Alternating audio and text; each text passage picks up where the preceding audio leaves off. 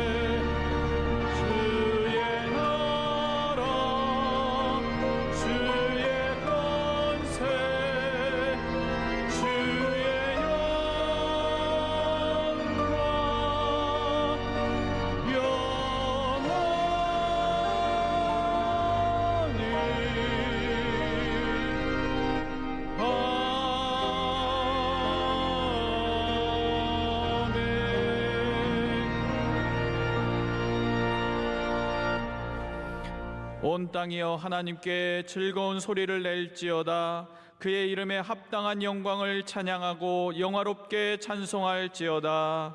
아멘.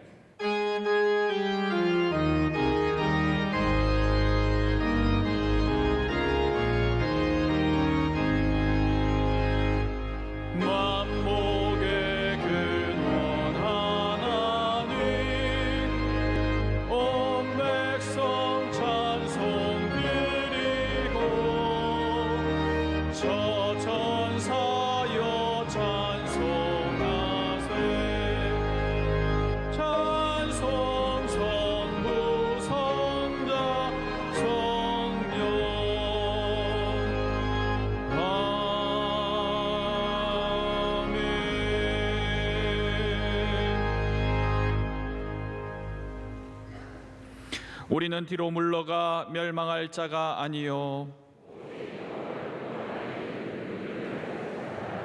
내가 보거니와 믿음이 그의 행함과 함께 일하고 하나님이 이방을 믿음으로 말미암아 의로 정하실 것을 성경이 미리 알고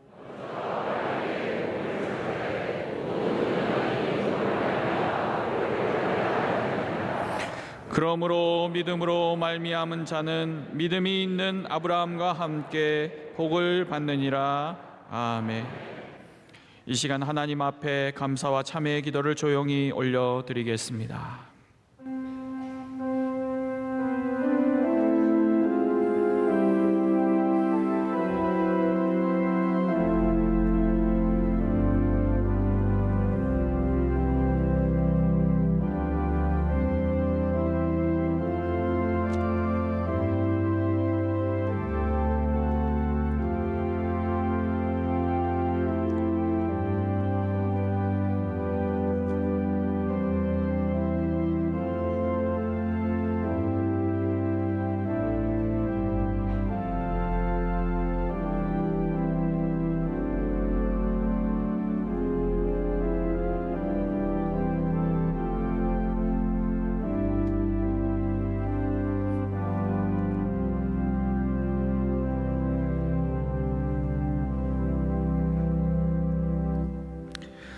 전능하사 천지를 만드신 하나님 아버지를 내가 믿사오며 그 외아들 우리 주 예수 그리스도를 믿사오니 이는 성령으로 잉태하사 동정녀 마리아에게 나시고 본디오 빌라도에게 고난을 받으사 십자가에 못 박혀 죽으시고 장사한 지 사흘 만에 죽은 자 가운데서 다시 살아나시며 하늘에 오르사 전능하신 하나님 우편에 앉아 계시다가 저리로서 산자와 죽은 자를 심판하러 오시리라.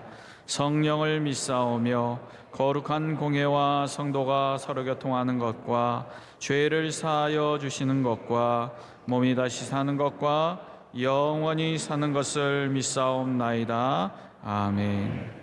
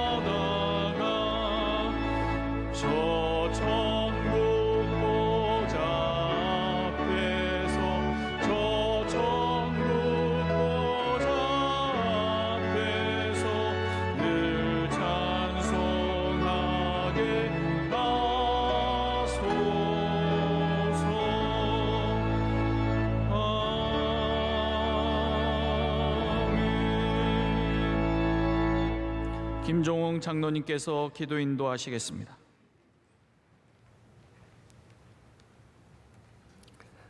사랑과 은혜가 풍성한 하나님 아버지, 아직도 잦아들지 않고 있는 코로나19와 세상의 온갖 환난 고난 속에서도 주님께서 지켜주시고 오늘 은혜의 보좌로 불러주시니 참으로 감사드립니다. 이 시간 온전히 신령과 진정으로 드리는 예배가 되게 하여 주시옵소서. 하나님 아버지, 부족한 저희들은 하나님 아버지의 사랑과 은혜에도 불구하고 코로나를 핑계대며 믿음 생활이 타성에 젖어 예배와 기도를 소홀히 했음을 고백하오니 용서하여 주시옵소서. 하나님 아버지, 많은 어려움에 직면한 우리나라를 불쌍히 여겨주시고 대통령을 비롯한 여야 정치 지도자들이 서로 창을 던지지 말고 협력과 상생의 정치를 하게 하여 주시옵소서. 우리 모두 믿음으로 최선을 다하여 기도할 때 우리나라를 부흥케 하여 주시고 우리나라의 자유민주주의도 확고히 지켜주시고 복음으로 통일도 이루게 하여 주실 줄 믿습니다. 하나님 아버지, 우리 교회를 든든한 반석 위에 올려주시고 은혜 넘치는 교회, 짠맛을 잃지 않은 소금 같은 교회, 세상의 어두운 데를 비추는 등불 같은 교회 되게 하여 주시옵소서. 지난 41년간 오직 주님만 바라보고 혼신을 다하여 사명 감당하신 원로 목사님의 영육을 강건하게 하여 주시옵소서. 한국 교회를 사랑하시고 어려운 이웃을 위하는 목사님의 사역에 주님께서 함께하여 주시옵소서. 내조하시는 사모님도 강건하게 붙잡아 주시옵소서. 주님께서 특별히 사랑하셔서 기름 부어 세워주신 담임 목사님 지혜와 권능으로 충만하게 하여 주셔서 계속되는 말씀과 교회 사역을 넉넉히 감당하게 하여 주시옵소서. 사모님과 어린 자녀들도 눈동자같이 지켜주시옵소서.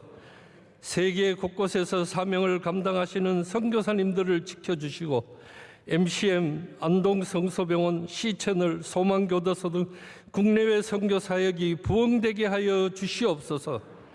창립 기념주일을 준비하고 있습니다. 준비위원들에게도 함께하여 주시고 창립 기념주일 예배와 행사를 통해 하나님께 감사와 영광을 올려드리게 하여 주시옵소서. 하나님 아버지, 오늘 이 시간 전해주시는 담임 목사님의 영의 양식을 받아 이번 한 주간도 큰 믿음 가지고 기쁨으로 세상으로 나아가게 하여 주시옵소서. 우리를 구원하여 주신 예수님 이름으로 기도드립니다. 아멘.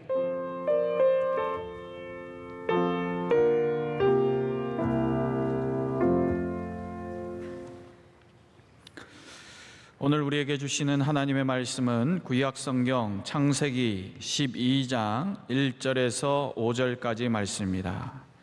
창세기 12장 1절에서 5절까지의 말씀, 이 말씀을 박재덕 집사님과 성혜승 집사님께서 봉독해 주시겠습니다. 여호와께서 아브라함에게 이르시되 너는 너의 고향과 친척과 아버지의 집을 떠나 내가 내게 보여줄 땅으로 가라. 내가 너로 큰 민족을 이루고 내게 복을 주어 내 이름을 창대하게 하리니 너는 복이 될지라. 너를 축복하는 자에게는 내가 복을 내리고 너를 저주하는 자에게는 내가 저주하리니 땅의 모든 족속이 너로 말미암아 복을 얻을 것이라 하신지라. 이에 아브라함이 여호와의 말씀을 따라갔고 롯도 그와 함께 갔으며 아브라함이 하란을 떠날 때에 75세였더라. 아브라함이 그의 아내 사레와 조카 롯과 하란에서 모은 모든 소유와 얻은 사람들을 이끌고 가나안 땅으로 가려고 떠나서 마침내 가나안 땅에 들어갔더라. 아멘. 아멘. 담임 목사님께서 교회 소식을 전해 주시겠습니다. 네, 복되고 기쁜 주님의 날에 성전을 찾아오신 모든 성도 여러분들 환영하고요. 또 생방송으로 유튜브로 예배드리시는 모든 분들에게도 하나님의 크신 은혜가 함께 하시길 축복합니다. 우리 다음 주일 7월 4일은 명성교회 41주년을 맞는 창립 기념 주일입니다. 지금까지 여기까지 온 것, 우리 모든 것이 하나님의 은혜입니다. 우리 하나님께 진정한 영광을 올려드리길 원하고요. 정말 눈물로 기도하시면서 교회를 세우신 원로 목사님, 또 함께 교회에 동역해 주신 우리 모든 성도 여러분께 진심으로 감사를 드립니다. 우리 창립 기념주일을 맞아서 저희가 여러 좀 행사를 준비하고 있는데요. 먼저는 화요일부터 시작되는 특별 새벽 집회가 있습니다. 화요일부터 토요일까지 여러분께서 은혜를 사모하는 마음으로 함께 새벽을 깨워주시기를 부탁드리고요. 주일 낮과 주일 저녁에도 역시 예배가 저희 열심히 준비를 해서 주님께 영광 올려드리고자 합니다.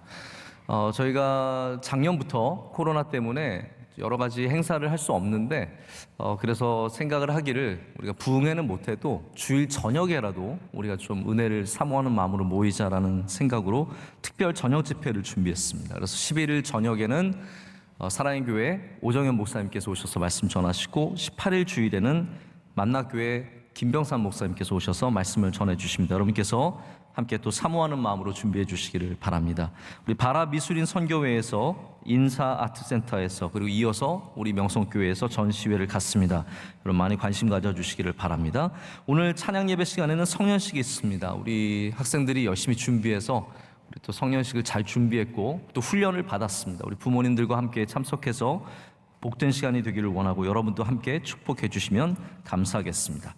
우리 지난주부터 계속해서 저희가 특순으로 하나님께 영광 올려드리고 있는데요. 독창입니다. 그래서 오늘도 우리 교회를 대표하시는 솔리스트 우리 허미경 권사님께서 나오셔서 하나님께 찬양 올려드리고 이어서 우리 3부 찬양대도 하나님께 영광 올려드리겠습니다.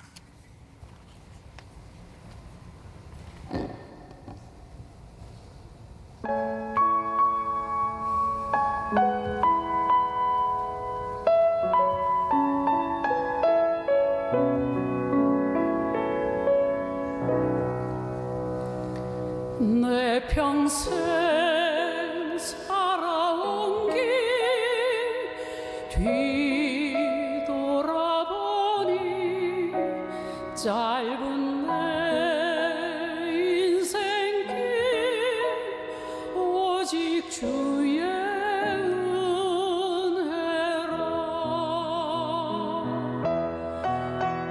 주의 은혜라 주의 은혜라 내 평생 살아온 길 주의 은혜라 주의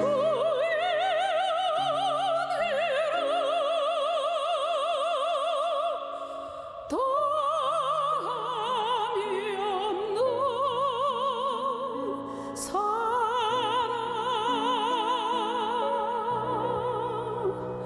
달려갈 길 모두 마친 후 주 얼굴 볼 때 나는 공로 전혀 없도다 오직 주의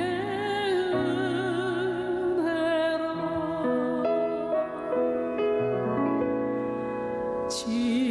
지금까지 지내온 것 주의 크신 은혜라.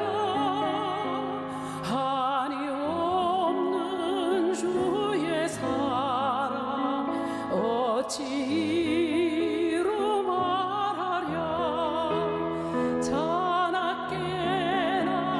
주의 손이 항상 살펴주시고 모든 일을 주 안에서 형통하게 하시네. 주의 은혜라 주의 은혜라 내 평생 살아온 길 주의 은혜라 주의 은혜라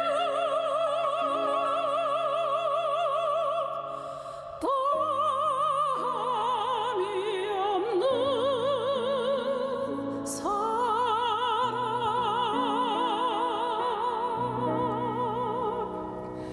달려갈 길 모두 마친 후 주 얼굴 볼 때 나는 공로 전혀 없도다 오직 주의 은혜라. 나는 공로 전혀 없도다 오직 주의 은혜라.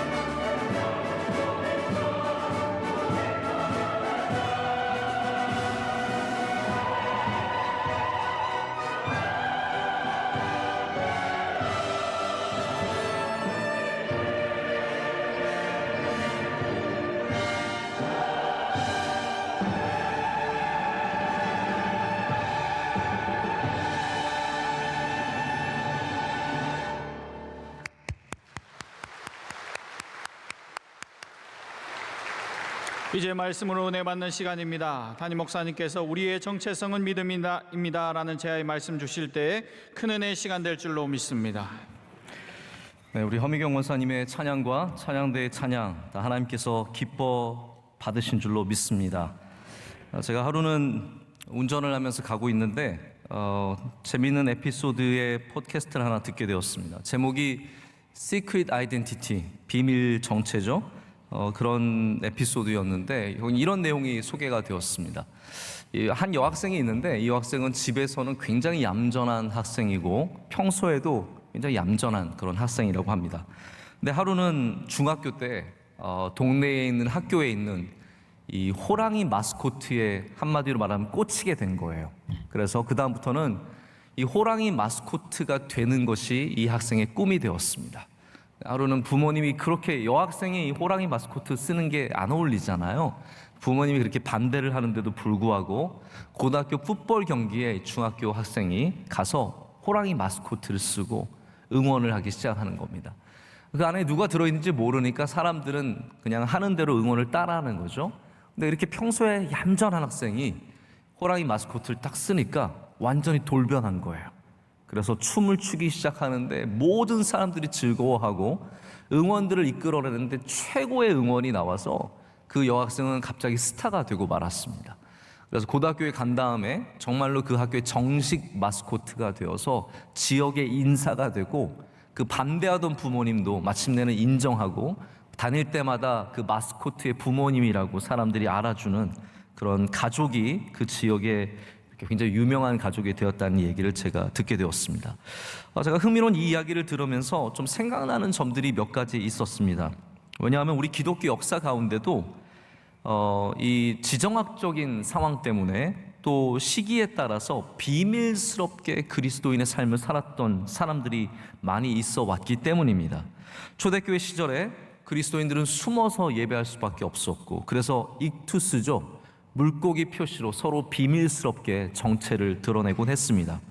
지금도 가깝게는 북한이나 또 멀리 아랍 국가에서 여전히 비밀스럽게 정체성을 감추고 신앙의 삶을 살아가는 많은 비밀 그리스도인들이 있습니다.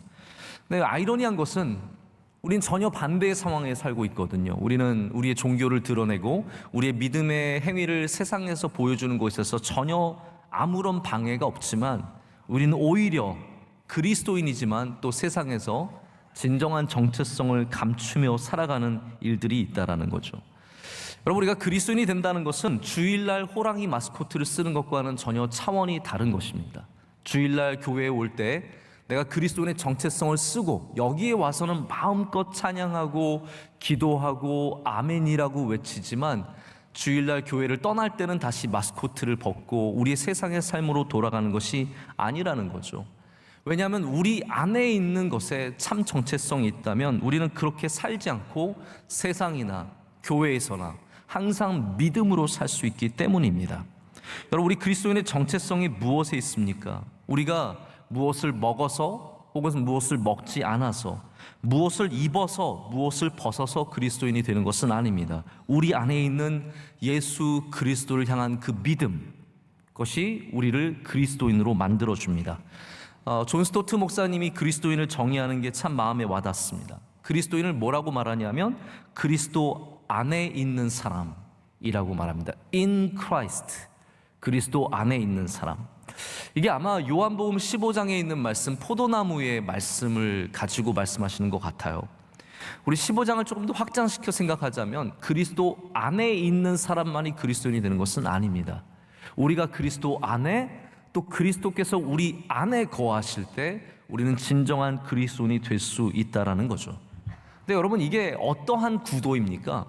우리가 그리스도 안에 있고 그리스도께서 우리 안에 있다는 말이 어떤 이념일까요? 어떤 아이디어일까요? 어떤 관념일까요? 그렇지 않죠. 요한복음 15장은 관계를 말하고 있습니다. 할렐루야. 우리가 그리스도 안에, 그리스도께서 우리 안에 있다라는 말은 이것은 어떠한 이념이 아니라 우리가 그리스도와 어떠한 관계를 맺고 있느냐의 말씀이거든요. 그래서 믿음이라는 것은 좀 더 구체적으로 말씀을 드리자면 믿음은 절대로 그냥 어떠한 신념만이 아닙니다. 우리 하나님과의 관계, 예수 그리스도와의 관계가 진정한 믿음의 바탕에 있다라는 말입니다. 믿음에 대해서는 비교적 히브리서 11장이 굉장히 자세히 설명을 하고 있습니다. 이렇게 시작하죠. 믿음은 바라는 것들의 실상이요 보이지 않는 것들의 증거니. 아멘. 믿음은 보이지 않는 것과 또 우리 바라는 것과 굉장히 깊은 관계가 있습니다. 그런데 6장에 가면 이 믿음이 더 구체적인 모습을 띠게 됩니다. 6절에 가면 그렇게 띠게 되는데 이렇게 얘기합니다. 믿음이 없이는 하나님을 기쁘시게 하지 못하나니 하나님께 나아가는 자는, 자 여기서부터 보십시오. 두 가지에 대한 믿음의 중요한 부분들이 있습니다. 첫째는 하나님께 나아가는 자는 반드시 그가 계신 것과, 믿음의 한 부분이 무엇입니까? 하나님이 계신 것을 믿는 거예요. 하나님이 살아계심을, 그리스도께서 역사하심을 믿는 거죠. 두 번째는 뭐냐 하면 하나님께서 우리가 하나님을 찾을 때 그가 자기를 찾는 자들에게 상 주시는 이심을 믿어야 할지니라 라고 말하고 있습니다. 여러분, 이건 주님께서, 하나님께서 그냥 우리에게 교회 잘 나오면 상 줄게, 뭐 개근하면 상 줄게, 그런 의미는 아니라고 생각합니다. 그거는 우리의 행위로 받는 상이죠. 너 헌금 많이 하면 내가 상 줄게, 너가 시간을 나한테 많이 투자하면 내가 상 줄게는, 그 모든 것들은 다 행위입니다. 그러나 오늘 성경의 말씀은 뭐라고 얘기하냐면 하나님을 찾는 자들이라고 말하고 있습니다. 그것은 다시 말해서 어떤 우리 행위에 상이 따라오는 것이 아니라 우리가 하나님과 사이에 갖는 그 관계 속에서 하나님께서 상을 주신다는 거죠. 아브라함에게 하나님께서 오늘 이렇게 말씀하시는 거거든요. 네가 잘하면 내가 너에게 복을 줄게가 아닙니다. 너가 나를 믿으면 그 믿음으로 말미암아 하나님께서 그 관계 속에서 복을 주신다는 거죠. 아니, 복을 주시는 정도가 아니라 우리가 복이 된다라고 말씀하십니다. 요한복음 15장에도 예수님께서 너희가 내 안에 내가 너희 안에 거하면 너희는 열매를 맺나니라고 되어 있거든요. 그래서 하나님의 이 상, 리워드는 항상 관계 속에서 탄생하는 겁니다. 우리가 주님 안에 거하면 열매를 맺고 우리가 하나님을 찾아가면 하나님은 상을 주신다라는 말입니다. 근데 이 믿음의 원형을 보여주는 아브라함이 바로 그러한 오늘 믿음의 중요한 부분들을 우리에게 보여주고 있습니다. 여러분, 우리가 믿음에 대해서 말하면서 어떻게 아브라함 없이 얘기할 수 있겠습니까? 우리가 늘 노래로도 불렀던 믿음의 조상 아브라함. 이 아브라함을 통해서 우리는 믿음이 어떠한 모습인지, 그것이 우리에게 어떠한 정체성을 주는지를 알게 되는 거죠. 그래서 저는 아브라함이 단순히 유대인의 어떤 조상, 그런 것으로 보지 않고 아브라함은 다양한 것들을 보여주는데 특별히 그리스도인이 굉장히 거리가 멀잖아요. 창세기 12장과 마태복음, 마가복음은 굉장히 거리가 먼 것 같은데 이 아브라함이 사실은 우리 그리스도인의 정체성을 보여주는 모델이 되기도 한다라는 겁니다. 거기 흡사한 부분들이 많아요. 데칼코마니처럼 아브라함을 보면 제자의 모습을 보게 되고 제자의 모습을 보면서 우린 또한 그리스도인의 모습을 생각해 보게 된다라는 겁니다. 제가 세 가지로 간단하게만 우선 설명을 드리자면, 첫 번째로는 하나님이 아브라함을 부르셨죠. 은혜 가운데 불러주신 것처럼 예수님께서는 제자들을 불러주셨습니다. 은혜 가운데 불러주셨어요. 똑같은 거죠. 두 번째로는 하나님께서 아브라함에게 어떠한 훈련을 주시냐면 믿음의 훈련을 주세요. 이게 하나님께서 이 사람을 쓰시는 방식입니다. 하나님은 반드시 부르신 다음에 믿음의 훈련을 주세요. 여러분이 만약에 훈련을 받고 있다면 그것은 반드시 믿음의 훈련이 될 가능성이 큽니다. 예수님께서도 제자를 부르신 다음에 그들에게 믿음을 가르쳐 주십니다. 함께 다니시는 모든 시간 속에서 믿음을 배운 거죠. 세 번째로는 하나님께서 아브라함을 너는 그냥 나랑 놀자, 난 널 너무 좋아하니까 나랑 놀자, 이렇게 하지 않으셨어요. 하나님은 아브라함을 복으로 삼으셔서 세상으로 보내셨습니다. 너가 복이 되어서 모든 족속이 너를 통해서 복을 받게 해라. 이게 하나님의 뜻이거든요. 하나님은 우리가 좋다고 해서 그냥 옆에만 두고 나랑만 놀자고 하시는 분이 아니라 하나님의 사명을 주고 보내시는 거예요. 예수님께서도 마지막에 제자들을 보내십니다.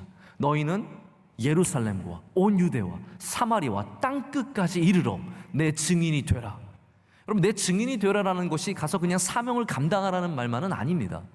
예수님의 증인이 된다는 것은 복된 소식, 즉 복을 갖고 나가서 세상을 복되게 하는 일이에요.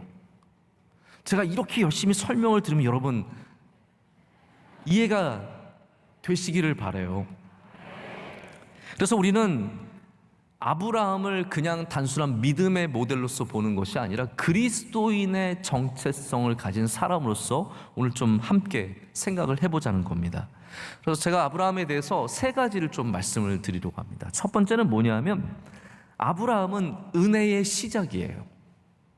아브라함은 하나님께서 새롭게 시작하시는 은혜의 시작점입니다.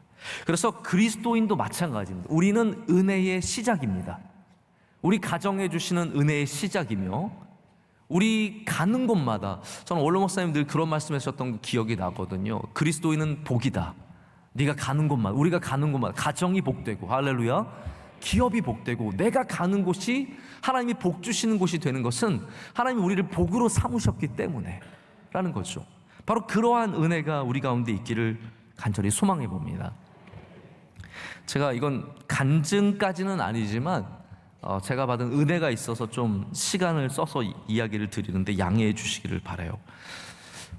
공부할 때 가장 큰 은혜 중에 하나는 나한테 꼭 필요한 책을 발견하는 겁니다. 여러분 그런 경험을 해보신 적 있으실지 모르겠는데, 논문을 쓸 때 가장 큰 복을 받는 사람이 내가 논문 쓰고 있을 때 중요한 책이 나오는 거예요.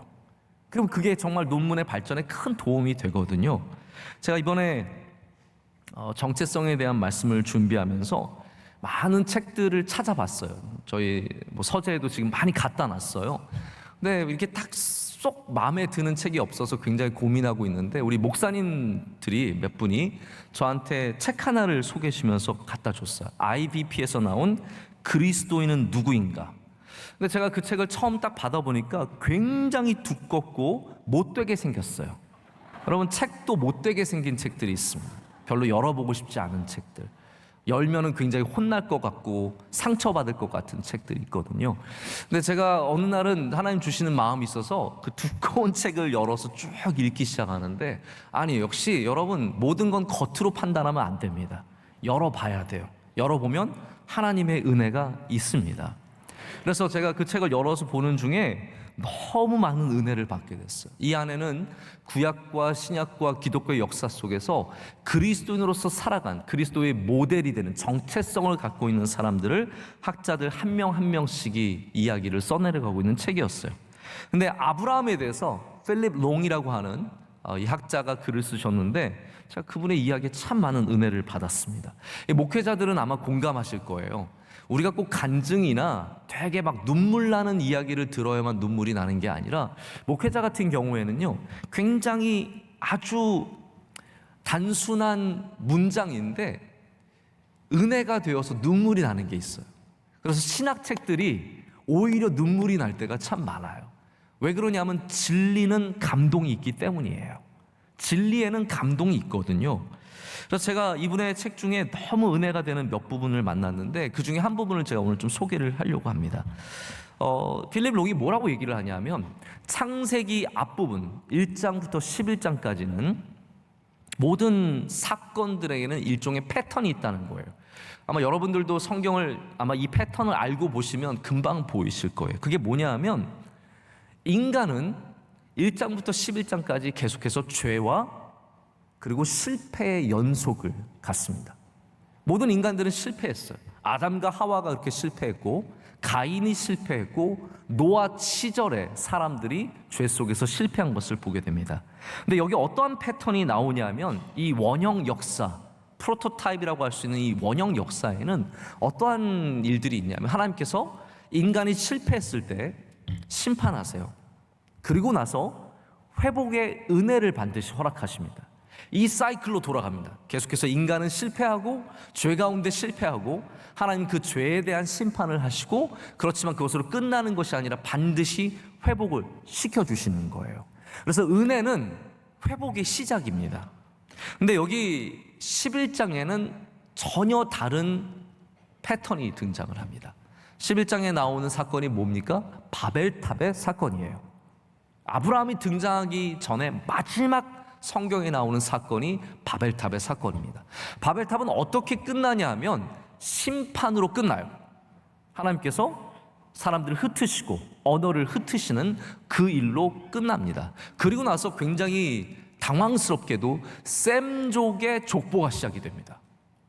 전혀 상관없는 이야기거든요. 바벨탑으로 인해서 사람들과 언어가 흩어진더라. 그리고 나서 셈족의 족보가 시작이 되는데 폰라드라고 하는 신학자는 뭐라고 얘기하냐면 이게 바로 셈족, 그 마지막에 나타나는 아브람, 그때까지는 아브람이잖아요. 아브라함이 바로 은혜의 시작이라는 거예요. 그래서 다른 성경의 1장부터 11장까지 있었던 그 원형처럼 바로 하나님께서는 인간의 실패, 바벨탑으로 인한 인간의 실패에 대한 심판을 주시고 그 죄악 속에 거하는 우리 인류를 구원하시기 위해서, 할렐루야, 아브라함을 선택하셔서 아브라함을 부르시고 아브라함을 복으로 삼으셨다라는 겁니다. 그럼 이거 굉장히 중요한 이야기거든요. 아브라함은 그래서 하나님의 은혜의 시작점입니다. 그래서 우리가 하나님께 부름받고 하나님께 선택을 받은 것은 하나님께서 주시는 은혜의 시작점이라는 거예요. 여러분이 믿음을 갖게 된 그 순간이, 하나님을 알게 된 그 순간이 우리 모든 삶의 은혜의 시작이라는 거죠. 예수님께서 베드로를 부르시는 장면도 굉장히 흡사합니다. 베드로는 어부였지만 실패에 실패를 거듭합니다. 여러분, 우리가 전공 분야가 있어도요 실패합니다. 그렇게 많이 알고 그렇게 똑똑해도 실패합니다. 그것이 인생이거든요. 근데 그때 주님께서 은혜로 다가오시는 거죠. 은혜로 다가오셔서 고기를 잡게 하시고 그를 부르셔서 주님의 제자로 삼아 주십니다. 하나님께서 아브라함을 복이 되게 하신 것처럼 예수님께서도 우리를 부르시고 이 세상에 복이 되기를 원하시는 거죠. 그래서 믿음의 시작점은 모두에게 은혜라는 겁니다. 오늘도 은혜가 있으시길 축복합니다. 두 번째, 아브라함은 하나님을 신뢰하며 따라가는 믿음의 이 핵심을 우리 가운데 보여줍니다. 이게 바로 우리의 정체성입니다.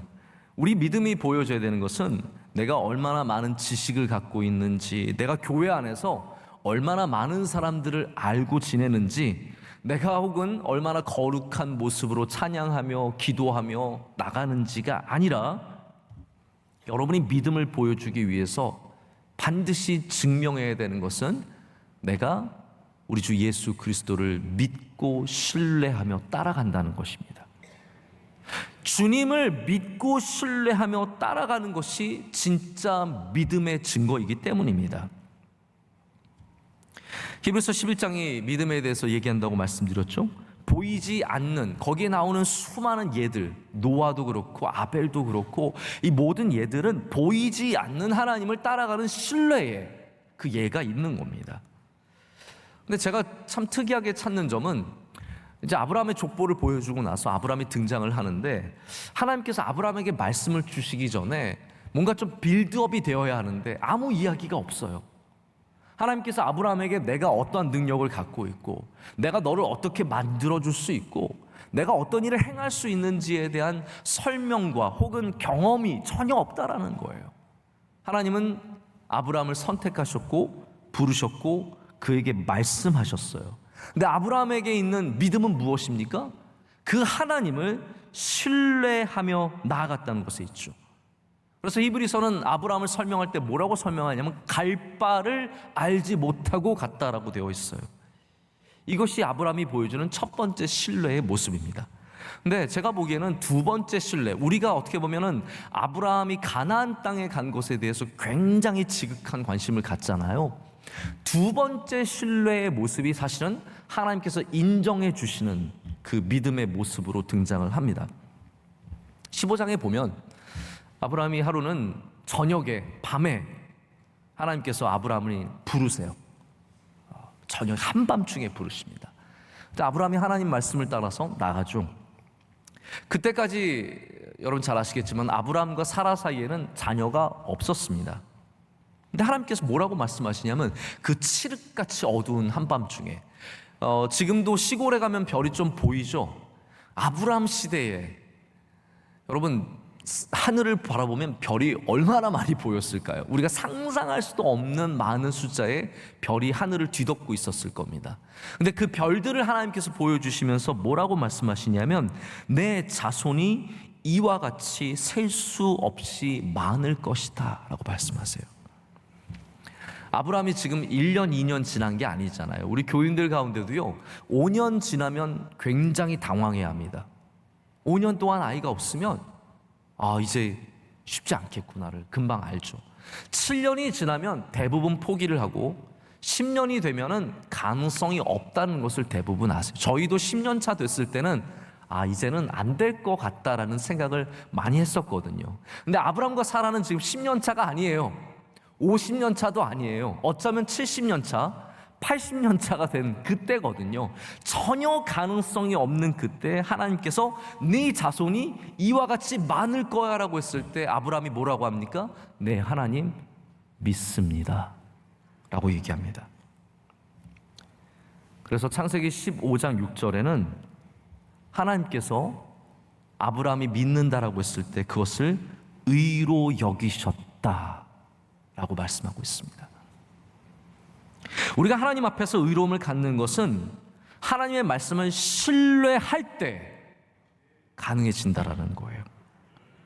보이지 않는 곳에서, 아무것도 보장되어 있지 않는 곳에서. 그래서 가나안 땅을 밟는 그 믿음도 대단한 거지만요, 여러분이 절대로 잊지 말아야 할 것은 하나님의 약속을 믿는 그 신뢰를 잊어서는 안 된다라는 겁니다.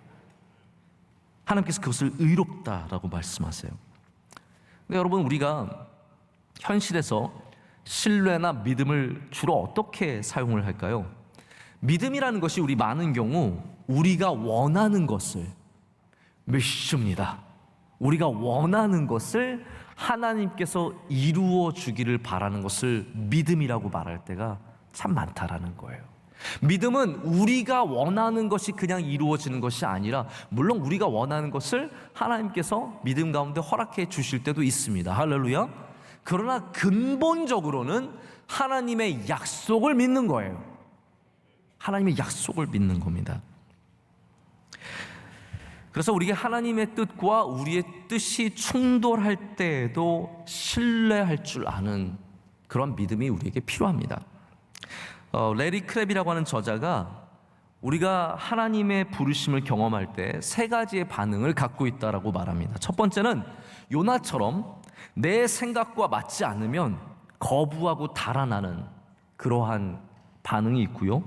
두 번째는 바울 이전의 사울처럼 하나님의 뜻을 자기 마음대로 이해하고 해석하는 왜곡과 부인의 자세가 있다고 합니다. 세 번째, 그러나 우리가 정말 바라기는 이렇게 되기를 원하는 모델은 하박국입니다. 의외로 하박국이에요. 왜냐하면 하박국은 하나님께 원하는 게 있었어요. 하나님, 제발 저 악한 나라를 세워서 이스라엘 치지 마십시오. 저 악한 나라들 멸망시켜 주십시오. 그런데 하나님께서 교만한 이스라엘에게 오히려 저 악한 나라들을 들어서 치심으로 하나님께서 많은 것들을 경고하시고 보여주시죠. 근데 하박국이 자신의 뜻이 아니라 하나님의 뜻이 이루어졌을 때 그것을 받아들이고 하나님을 신뢰합니다. 그것을 이분이 뭐라고 표현하냐면 전율과 신뢰라고 표현합니다. 전율은 뭐냐면 떠는 거잖아요. 이게 무슨 의미냐면 하나님의 뜻이 나와 다를 때 내 안에서는 갈등이 있는 거예요. 당연히 갈등이 있죠. 마음이 아프죠. 그런데 그것을 받아들이는 과정을 전율이라고 표현을 하고 있습니다. 그래서 어떤 면에서 우리 모든 신앙인들은 하나님의 뜻을 받아들일 때 전율할 수밖에 없어요. 왜냐하면 갈등이 있거든요. 내 생각과 다르거든요. 나는 이 길이고 나는 이렇게 되기를 원하는데 하나님께서 다른 뜻을 갖고 계실 때 우리는 전율합니다. 하지만 우리의 바람과 하나님의 선이 충돌할 때도 하나님을 신뢰하며 붙잡을 수 있는 사람, 그 사람이 바로 믿음의 사람이며 그것이 우리의 정체성이 되어야 합니다. 예수님께서는 믿음을 너무 중요하게 여기셨기 때문에 우리에게 많은 사건들을 통해서, 기사들을 통해서 믿음이 무엇인지 가르쳐 주세요. 이걸 잘 배워야 됩니다. 뭘 요구하시는지 우리가 좀 읽을 줄 알아야 돼요. 하루는 로마의 한 백부장이, 가버나움에 주둔하고 있었던 백부장이 예수님께 나와서 간청을 합니다. 예수님, 우리 하인이 중풍으로 쓰러졌는데 제발 저희 하인을 좀 고쳐주세요. 근데 예수님께서 이 백부장을 기특하게 여기셨거든요. 그래서 뭐라고 말씀하시냐면 내가 가서, 실제로 그 워딩이 있어요. 내가 가서 고쳐주겠다. 근데 백부장이 뭐라고 대답하던가요? 아니 주님, 오실 필요 없으십니다. 저는 주님이 오신 것을 감당할 수가 없습니다. 그러니까 말씀만 해주세요 라고 얘기를 합니다. 그때 예수님의 반응이 뭐였냐면 내가 이스라엘에서 이만한 믿음을 본 적이 없다라고 그 믿음을 칭찬해 주세요. 여러분 이게 왜 그렇습니까? 고대에는 어떤 고치는 행위는 반드시 주술적인 것들을 요구했습니다. 다시 말해서 뭔가가 와서 막 시끄럽게 소리를 내고 주문을 외고 뭘 뿌리고, 다시 말하면 모든 행위가 우리를 고쳐주는 것으로 생각을 하는 거예요. 그래서 바알도 그렇고, 우리 지금도 무당이 가서 굿하는 거 보세요. 그러면 막 세게 하면은 뭔가 이루어질 것 같잖아요. 실제로 우리 목회자들에게도 그런 것들을 바라는 분들이 있습니다. 기도할 때 이왕이면 치면서 기도해 주길 원합니다.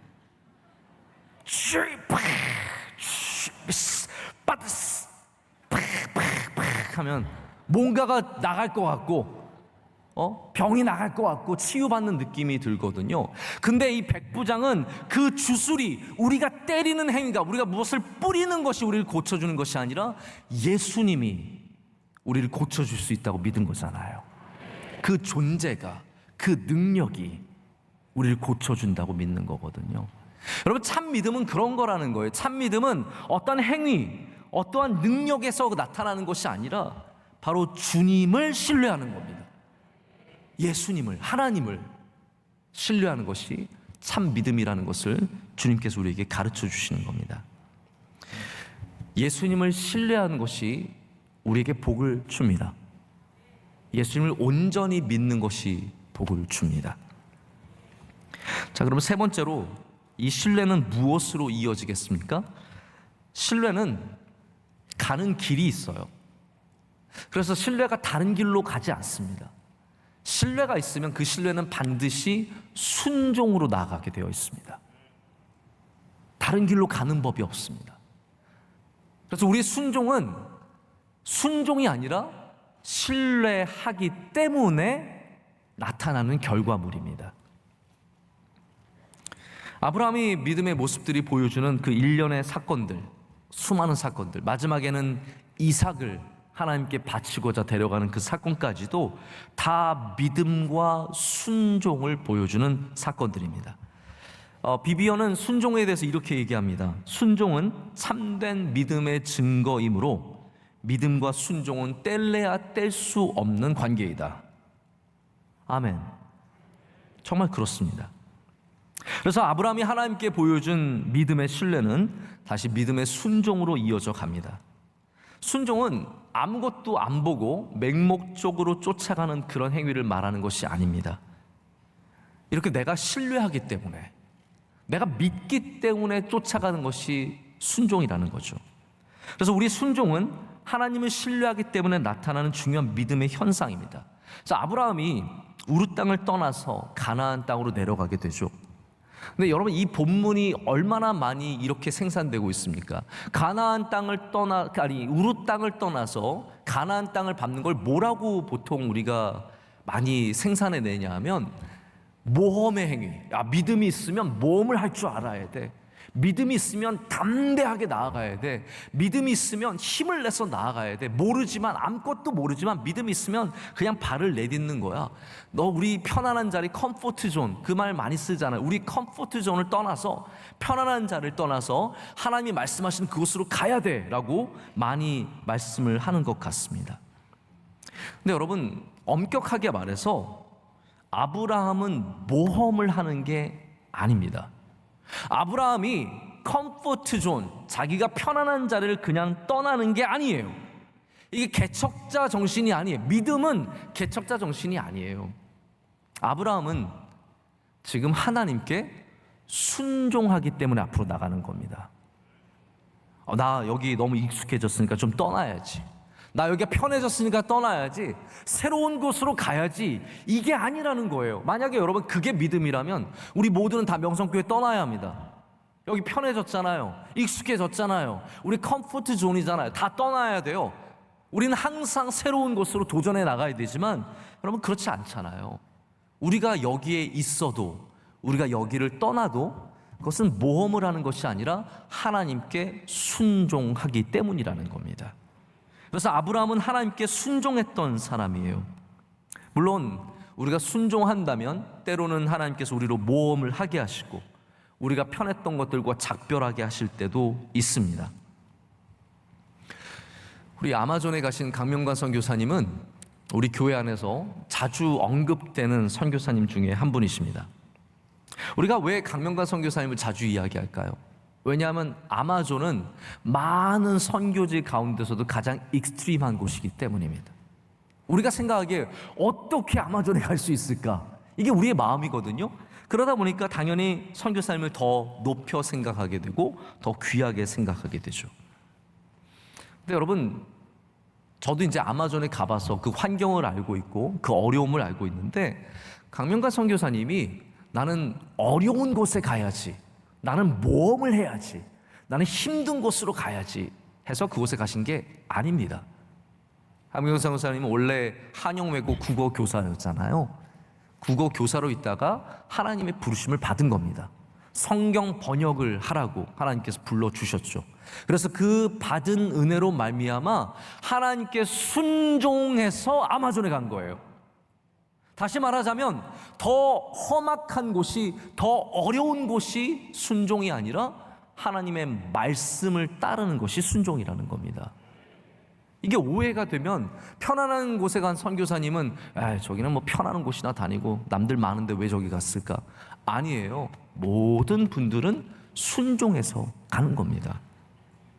반대로 말하자면 여러분이 비록 편하고 돈도 많이 벌고 좋은 곳에서 일을 하고 있을지라도 그것이 하나님의 말씀에 순종하는 곳이라면 여러분 거기는 복된 곳입니다. 우리가 어디를 어려운 곳을 가야만 하나님께 쓰임받는 것이 아니라는 거죠. 때로는 우리가 제가 여러분께 면죄부를 드리려고 이 말씀을 드리는 건 아니고 진짜 순종이 무엇인지 아셔야 여러분의 삶에 갈등이 없다라는 거예요. 그냥 일부러 컴포트 존을 떠나지 마십시오. 일부러 그냥 아무데나 막 가지 마십시오. 하나님의 말씀이 있을 때, 하나님의 인도하심이 있을 때 나아가는 것이 진짜 참 순종의 아름다운 모습인 줄로 믿습니다. 하나님께서 이렇게 아브라함을 부르셔서 가나안으로 가게 하셨다면 예수님께서도 우리를 보내십니다. 예수님의 마지막 대사명은 아까도 말씀드렸던 예루살렘과 온 유대와 사마리아와 땅 끝까지 가서 우리의 증인이, 주님의 증인이 되라고 말씀하신 겁니다. 이게 예수님께서 야 이제 너희 모험 시작이다, 가봐라 라고 말씀하신 게 아니죠. 순종하라고 우리를 부르시는 겁니다. 그렇기 때문에 우리 그리스도인의 정체성은 험한 곳, 모험하는 그러한 존재들이 아니라 주님의 말씀을 순종하여 발을 내딛는 것, 그것이 바로 우리의 정체성인 줄로 믿습니다. 제가 마지막 한 가지만 더 여러분께 말씀을 드리고 말씀을 맺으려고 합니다. 우리는 순종이 우리 인간의 전적으로 우리 인간의 의지라고 생각하는 부분들이 좀 있는 것 같아요. 내가 순종을 못하는 건 내가 부족해서고, 내가 순종을 하는 건 내 믿음이 뛰어나서고, 그래서 순종을 어렵다라고 생각하든지 아니면 부정적으로 생각하는 분들도 계실 거예요. 오늘 말씀을 들으면서 여러분 혹시 마음에 내가 순종을 할 수 있을까 이런 생각이 오가시는 분들은 이 마지막 말씀을 잘 들으셔야 돼요. 아브라함이 가나안 땅으로 갔을 때, 아브라함이 이삭을 데리고 모리아 산으로 올라갈 때 어떻게 그렇게 순종할 수 있었을까? 우리는 정말 그 순종하는 모습을 우러러 보게 되고 굉장히 귀하게 바라보게 됩니다. 근데 여기 순종의 비밀이 하나 숨겨져 있죠. 그건 뭐냐면 순종은 나 혼자 하는 게 아니라는 겁니다. 순종은, 이게 밑줄 칠 부분이에요, 하나님께서 도와주셔서 하는 겁니다. 저는 그래서 감히 말하자면 아브라함이 가나안 땅을 간 것도, 아브라함이 모리아 산에 이삭을 데리고 간 것도 하나님의 은혜가 있었기 때문에, 하나님의 도우심이 있었기 때문에 가능한 일이라고 말해볼 수 있습니다. 여러분, 우리가 내가 능력 있어서 순종한다고 생각하면 착각입니다. 그럼 믿음의 명제가 무엇입니까? 믿음이 있으면 하나님이 도와주세요. 다시 말하자면 믿음이 있는 사람이 순종할 때는 하나님의 도우심이 있다라는 겁니다. 그래서 다윗이 기름 부음 받은 사울을 죽이지 않았을 때 혼자서 막 절제력과 자제력이 있어서 막 참았을까요? 아니에요. 하나님의 영이 그와 함께 하셨기 때문에 그가 그 말씀에 순종할 수 있었던 것이죠. 예수님께서 그 피하고 싶으셨던 잔을 받으신 것도 예수님이 기도하실 때 하나님의 영이 예수 그리스도와 함께 하셨기 때문이라는 겁니다. 우리가 만약에 믿음을 갖고 하나님을 신뢰하고 순종하고자 하는 마음이 있으면 저는 하나님의 영이 저와 여러분을 도와주실 줄로 믿습니다. 우리의 정체성은 무엇입니까? 믿음입니다. 그리스도인의 정체성은 다 내려놓고 믿음입니다. 그 믿음을 갖고 살아가신다면, 아니 교회에서만 그 정체성을 갖는 것이 아니라 세상 속에서도 빛과 소금처럼 그 정체성을 잊지 않고 살아가신다면 하나님께서 날마다 저와 여러분을 인도해 주시고 도와주실 줄로 믿습니다. 기도하시겠습니다. 하나님 아버지 감사합니다. 오늘 주의 말씀을 붙잡고 주님을 다시 신뢰하며 나아갑니다. 하나님, 주의 사랑하는 믿음의 백성들 그 걸음걸음마다 인도하셔서 가나안으로 나아가게 하여 주시옵고 모리아로 올라가게 하여 주시옵소서. 예수님의 이름으로 기도드립니다. 아멘. 말씀에 큰 은혜를 받았습니다. 이제 찬송가 545장 부르시면서 새가족 등록과 함께 준비하신 예물 하나님께 봉헌하겠습니다.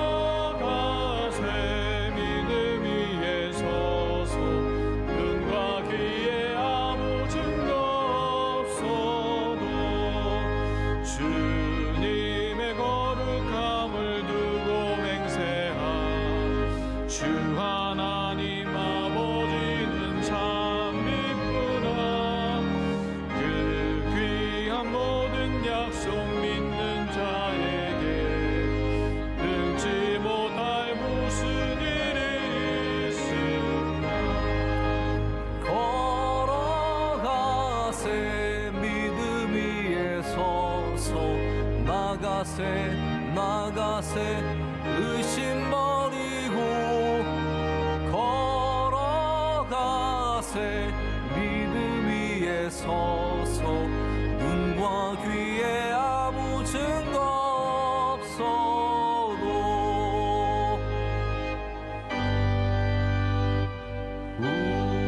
우리에게 향하신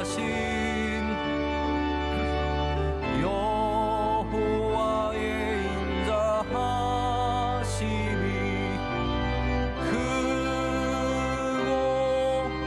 크도다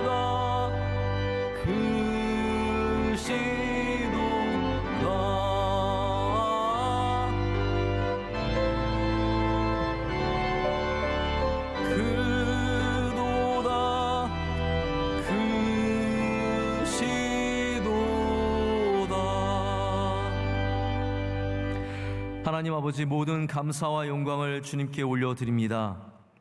우리로 예배하게 하시고 말씀에 귀 기울이게 하시고 주님을 만나게 하시니 감사합니다. 하나님, 오셔서 우리 다시 새롭게 은혜가 시작되게 하여 주시오며 잃어버렸던 믿음을 다시 다 되찾게 하여 주시오며 신뢰하며 순종하며 나갈 수 있도록 주님, 우리 가운데 성령으로 감동하여 주시옵소서. 하나님, 우리의 연약함을 다 주님께 고백합니다. 이 시간 깨끗이 씻어주시고 모든 죄를 사하여 주시오며 하나님께 주시는 은혜와 기쁨으로 넘쳐나는 삶이 되게 하여 주시옵소서. 정성껏 준비한 예물을 주님께 올려드립니다. 모든 기도의 제목 가운데 응답하여 주시옵소서. 드리는 손길들마다 주의 복을 부어 주시옵소서. 가정이 형통하게 하시고 하는 모든 일들이 잘 되게 하셔서 우리 복 있는 주님의 백성들로 세상에 나아가 세상을 복되게 하는 주의 백성들이 될 줄로 믿습니다. 대한민국을 주의 장중에 붙잡아 주시오며 우리 가장 연약하고 부족한 명성교회 하나님 눈동자처럼 지켜 보호하여 주시오며 모든 선교의 사역 가운데 기름 부어 주시옵고 원로 목사님 그 선교의 사역을 잘 감당케 하시고 주님께서 날마다 강건함으로 붙잡아 주시옵소서. 창립 41주년을 앞두게 하심을 감사합니다. 지금까지 인도하신 에베네셀의 하나님께서 영원토록 우리를 인도하여 주시옵소서. 신뢰하며 순종하며 따라가는 명성교회가 될 줄로 믿습니다. 오늘 예배를 섬기는 주님의 귀한 종들이 있습니다. 우리 장로님의 기도를 흠양하여 주시오며 하나님께서 그 가정과 하시는 일들 가운데 갑절의 은혜를 더하여 주시옵소서. 성경 몽독한 가정이 있습니다. 주의 장중에 붙잡아 주시며 귀하게 사용하여 주시옵소서. 찬양대의 찬양을 기뻐 받아 주시고 특순 올려드린 주님의 귀한 여종 하나님께서 만복을 내려 주실 줄로 믿습니다. 예배위원들 한 분 한 분 주의 장중에 붙잡아 주시며 복되는 인생들이 되게 하여 주시옵소서. 우리나라의 모든 위정자들과 공무원들과 군인들과 경찰과 소방공무원들 하나님께서 일일이 지켜주시오며 하나님께 영광 올려드리는 주님의 백성들이 다 되게 하여 주시옵소서. 창립기념을 준비하는 모든 준비위원들에게 주님 은혜 내려 주시오며 우리 성도들도 감사한 마음으로 주님께 나갈 수 있도록 성령 충만케 하여 주시옵소서. 이 모든 것을 주님께 감사로 올렸고 우리 사랑하시는 예수 그리스도의 이름으로 기도드립니다. 아멘. 네, 오늘 3부 예배에 나오신 여러분들이 계십니다. 정말 잘 나오셨고요. 진심으로 환영하고 축복합니다. 우리 크게 박수로 환영하겠습니다.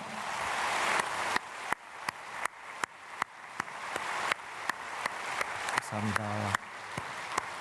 오늘 제가 아까 소개할 때에도 말씀드렸지만 우리 명성교회를 대표하는 솔리스트 우리 허미경 권사님 너무나 귀하고 아름다운 찬양 진심으로 큰 은혜를 받았습니다. 우리 크게 박수로 축복하겠습니다. 감사합니다. 우리 찬양대에게도 큰 박수 보내드리겠습니다. 사랑합니다. 축복합니다. 감사합니다. 우리 옆에 분들과 인사하실까요? 우리 마음을 담아서 나의 정체성은 믿음입니다. 서로 고백하겠습니다. 나의 정체성은 믿음입니다. 나의 정체성은 믿음입니다. 오늘 성전을 나가실 때 그리스도인의 옷을 벗지 마시고 다 입고 가셔서 세상 어디를 가든지 우리 믿음으로 정체성을 드러내며 살기를 소망합니다. 우리 마지막으로 찬양하시고 오늘 축도는 이동식 목사님께서 올라가셔서 해주시겠습니다.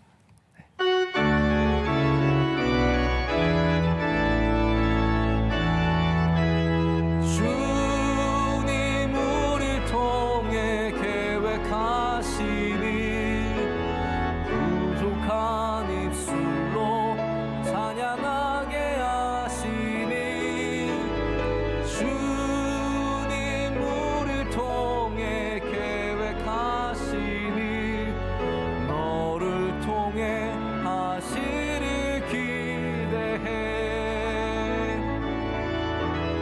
주님 우리를 통해 계획하시니 부족한 입술로 찬양하게 하시니 주님 우리를 통해 계획하시니 우리를 통해 하시를 기대해